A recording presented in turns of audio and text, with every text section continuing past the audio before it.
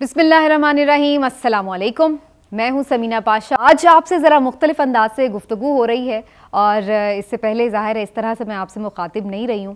तो आज ये मैं क्यों कर रही हूँ इसके बारे में ज़रूर मैं बताना चाहूँगी, क्योंकि आपको पता है कि जदीद दौर का तकाज़ा है कि आपके साथ ज़्यादा से ज़्यादा कनेक्ट किया जा सके और अपने व्यूज़ आपके साथ एक्सचेंज किए जा सकें। कुछ मेरी कोशिश ये होगी कि जो भी आपके साथ मैं गुफ्तगू करूँ वो ना सिर्फ ये कि हक़ाइक़ के ऊपर मबनी हो, बल्कि उसके साथ साथ उसमें सहाफ़ती जो अखलाक़ियात हैं, जो एथिक्स हैं, उनका भी ख़याल रखा जाए, मुबालगा आराई ज़रा कम हो। और कोशिश ये भी करूँगी कि जहाँ तक मुमकिन हो सके फैक्ट्स एंड फिगर्स पर तो बात करूँ, लेकिन इसके साथ साथ कहीं ना कहीं अपनी एक ओपिनियन ज़रूर दूँ। तो बहुत सारी चीज़ें तो इन्फॉर्मेशन पर, रिसर्च पर ज़ाहिर है मुनहसर होंगी, लेकिन कहीं ना कहीं छोटा मोटा मेरा तबसरा भी उसमें शामिल होगा और शायद कुछ अंदाज़ा भी, जिस हद तक मैं समझ सकती हूँ मामलात को। तो बहरहाल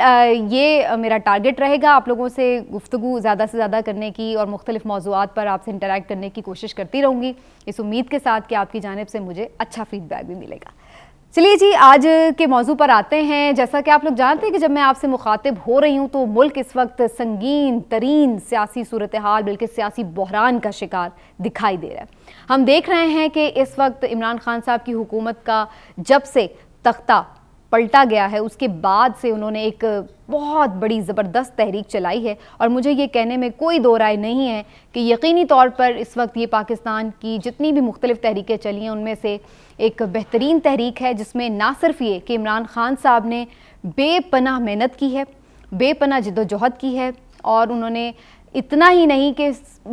यानी खैबर से कराची तक उन्होंने मुख्तलिफ शहरों में जलसे किए हैं, जिसमें अवाम ने उन्हें यकीनी तौर पर बड़ी पजीराई दी है। जब में गफ़ीर लोगों का उनको सुनने के लिए आता रहा है और लोगों ने भरपूर उनका साथ दिया इस तहरीक में, उन्होंने लोगों को मोटिवेट किया है और इसके साथ साथ उन्होंने लोगों को शऊर भी दिया है।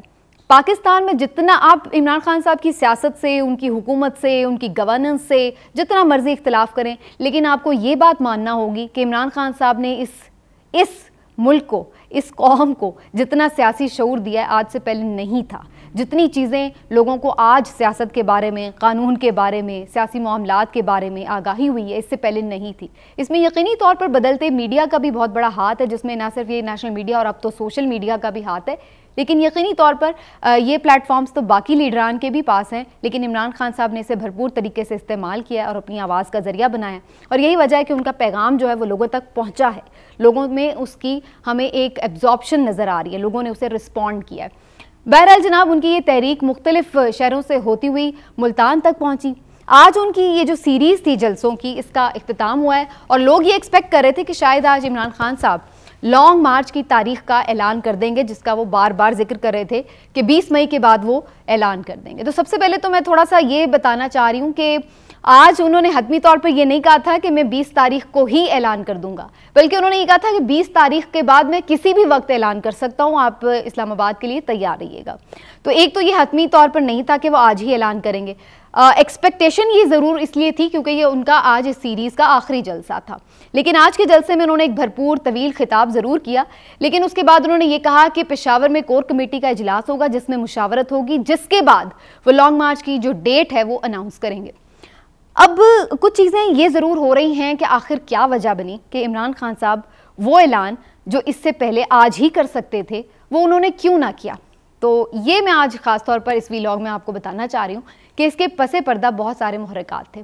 नंबर एक तो ये कि इमरान खान साहब ने जो प्रेशर बिल्ड किया, जो मोमेंटम बनाया, जिस तरीके से उन्होंने ललकारा मुक़्तदर ताकतों को, हलकों को, और किसी किस्म की बात ना करने का जो उन्होंने इंदिया दे रखा था, उसकी वजह से एक प्रेशर जो बिल्ड हुआ वो अपनी जगह एक कायम था। दूसरा फैक्टर ये था कि जो हुकूमत इस सारे एडवेंचर के नतीजे में मारिज़ वजूद में आई थी, वो जिस तरह से मुख्तलिफ सियासी जमातों का एक मंबा थी, उनके आपसी इख्तलाफात थे, और इतना ही नहीं बल्कि विद इन द पार्टीज़ भी इख्तलाफात थे। मैं PMLN की बात कर रही हूँ कि जहाँ पर वाज़े तौर पर दो मौक़िफ़ सामने आए कि जनाब क्या ये हुकूमत रहनी चाहिए या फौरी तौर पर इलेक्शन में जाना चाहिए। इस सिलसिले में आपने देखा होगा कि मरियम नवाज़ साहिबा के बड़े खुलेआम उन्होंने जो थे वो ऐलानात कर रखे थे कि जी इलेक्शन में जाना चाहिए। नवाज शरीफ साहब की जानिब से भी यही सिग्नल मिला है कि इलेक्शन में जाना चाहिए। शहबाज शरीफ साहब ये चाह रहे थे कि वो कुछ परफॉर्म करें और उसके बाद इलेक्शन में जाया जाए, जिसकी बुनियाद पर वो अपनी कारकर्दगी का नैरेटिव बना सकें। क्योंकि इस वक्त जो PMLN का सबसे बड़ा मसला है वो ये कि वो नैरेटिव उनके पास नहीं है, इलेक्शन के लिए उनके पास कोई कैंपेन नहीं है। एक बयानिया उनका ये ज़रूर था कि जी माशी तौर पर तबाह कर दिया, लेकिन जो फैक्ट सामने आए हैं जनाब मईशत की कारकर्दगी के इमरान खान साहब के दौर के,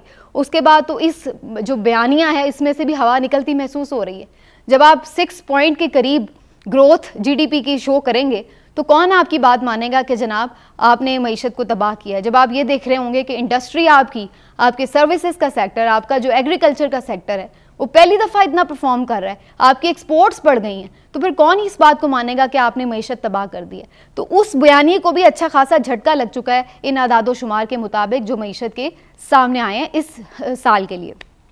तो एक तो शहबाज शरीफ साहब ये चाहते थे कि वो कुछ परफॉर्म करें जिसको फिर वो जाके एक रिपोर्ट कार्ड बनाए कि देखिए जी ये चीज़ें हमने बेहतर कर दी सिर्फ 1.5 साल के अंदर। तो वो इलेक्शन कैंपेन के लिए कुछ मवाद चाहते थे। तीसरी जो इंपॉर्टेंट बात थी वो आप सब जानते हैं, जिसका वो ऐलान कर चुके हैं तमाम जो हुकूमती इत्तेहाद था, वो ये कि जनाब वो नैब इस्लाहात चाहते थे, वो इलेक्शन इस्लाहात चाहते थे। अब उसमें बड़ी दिलचस्प बात हुई है, जो नैब इस्लाहात वो चाहते थे या जो केसेस के हवाले से वो कुछ चेंजेस करना चाहते थे या केसेस ख़त्म करना चाहते थे, उस पर सुप्रीम कोर्ट ने लगा दी कारी ज़र्ब। क्योंकि सुप्रीम कोर्ट के सुओ मोटो ने उन्हें ये बिल्कुल एक महदूद कर दिया कि वो किसी किस्म के जो इन्वेस्टिगेटिव ऑफिसर्स हैं उनके तकर्रुर और तबादले नहीं कर सकते। तो फिर उसके बाद वो करने क्या बैठे होंगे। अब ये एक बड़ा सवाल था कि जो काम वो करने आए थे अगर वो वही नहीं कर सकते तो फिर फ़ायदा इस गवर्नमेंट को लेने का, इससे तो फिर उन्हें सिर्फ बदनामी मिलेगी, मज़ीद उनके लिए बयानियाँ जो वो बनाना चाहते थे उसमें नाकामी होगी, बल्कि मजीद वो लोग एक्सपोज हो जाएंगे। क्योंकि वो तो अब तक ये कह रहे थे कि जनाब ये कर देंगे वो कर देंगे, उल्टा वो जब से आए उनसे कुछ हो ही नहीं पा रहा, फैसले ही नहीं कर पा रहे। तो इस सारी सूरत हाल का भी एक प्रेशर था। और सबसे बढ़कर ये कि वो मुक़्तदर हल्के जो पाकिस्तान के स्याह सफ़ेद के मालिक हैं वो खुद भी परेशान दिखाई दे रहे हैं। वो इसलिए कि जनाब एक जानिब इमरान खान साहब को रिमूव करने के बाद से उन पर जो प्रेशर था उसकी वजह से वो ये सोच रहे हैं कि जो न्यूट्रल वो रहने का उन्होंने तासुर दिया था वो अब फिर से एक दफ़ा न्यूट्रल ही हो जाएं और जो सियासी जमातें उनको इंतखाबात की तरफ ले जाएं ताकि जिसको अवाम मुंतखब करे वो अपनी जान छुड़ा सकें, अपने ऊपर कोई बर्डन ना रखें। लेकिन क्या अब ये जान छुड़ाना इतना आसान होगा, इस पर हम कभी आने वाले दिनों में बात करेंगे, बात हो जाएगी तवील। लेकिन अब सूरत हाल ये बन चुकी है कि इन सारे प्रेशर्स के बाद इमरान खान साहब से बैकडोर कुछ राब्ते हुए हैं। इमरान खान से बैकडोर जो राब्ते हुए हैं उन्होंने इमरान खान साहब को कोई भी डेट फौरी तौर पर अनाउंस करने से फिलहाल रोका है और उन्हें ये कहा गया है कि हो सकता है आपकी डेट अनाउंस करने से पहले ही आपका मुतालबा मान लिया जाए। और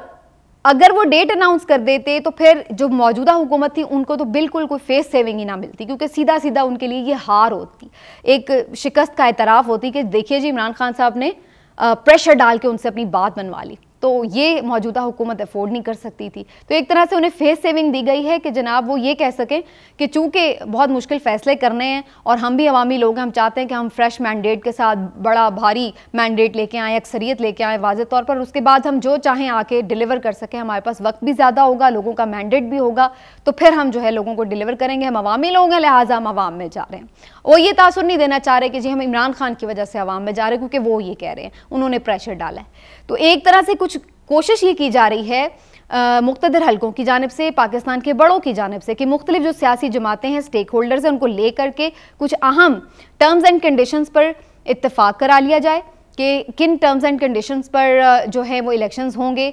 इंटरम सेटअप क्या होगा, निगरान वज़ीर आज़म कौन होगा, इलेक्शन इस्लाहात जो वो चाह रहे हैं उस पर हो सकता है इमरान खान साहब को थोड़ा सा बैकफुट पर जाना पड़े, क्योंकि ज़ाहिर है कुछ लो और दो तो होता है जब आप किसी टेबल पर बैठते हैं। तो इसमें इमरान खान साहब को हो सकता है कि इलेक्शन इस्लाहात के ऊपर थोड़ा सा बैकफुट पर होना पड़े और जो मौजूदा सेटअप है उसी के हिसाब से, जो मौजूदा मैकेनिज़्म है इंतखाबात का, उसी के हिसाब से इंतखाबात की तरफ जाना पड़े। लेकिन बहरहाल एक दो दिनों में कोई इस हवाले से बड़ी खबर आ सकती है। अगर ये तमाम सियासी जमातें किसी एक चीज़ पर मुत्तफिक होने में कामयाब हो जाती हैं तो फिर ये हो सकता है कि मामला जो वो इंटरम सेटअप की तरफ जाए और ये असम्बलियाँ तहलील कर दी जाएँ। और ख़ास तौर पर इसमें मैं एक चीज़ का और जिक्र कर दूँ कि पंजाब का भी फैक्टर बड़ा इंपॉर्टेंट है, क्योंकि पंजाब में अब सूरत हाल मज़ीद संगीन हो चुकी है, जहाँ पर वज़ारत आला का इंतखाब, असम्बली का चलना, गवर्नर कौन है, स्पीकर कौन है, वज़ीर आला कौन है, अपोजिशन लीडर कौन है, सब बिल्कुल मिक्स एक अचार बन चुका है और कुछ समझ नहीं आ रही है। तो इन सारी सूरत हाल से निकलने का एक वाहिद हल जो ज़रिया नज़र आ रहा है